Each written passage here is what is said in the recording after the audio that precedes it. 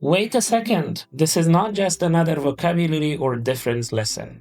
From now on, we are starting something completely different. If you're preparing for TOEFL by studying randomly, you're wasting time and losing your score. TOEFL 2026 is different. It is fast, it is practical, it is skill-based. This means memorizing is not enough anymore. You need to understand the test and you need to train for it the right way. Welcome to Ask English. I am Master Ask, and on this channel, I'll guide you through TOEFL 2026 in a clear and structured way.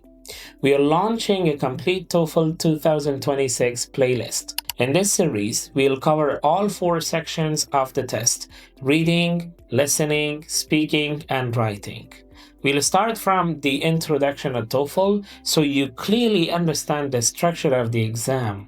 Then we'll begin with writing as the first section and go step by step from there. Each video will focus on one specific skill or task, so you're not confused and you can follow a clear learning path from beginning to end. This is not random learning, this is a system you can follow. If you're serious about improving your TOEFL score, this series is for you. Subscribe now and make sure you follow the playlist from the first video. The TOEFL 2026 series begins in 3 days. Don't miss it.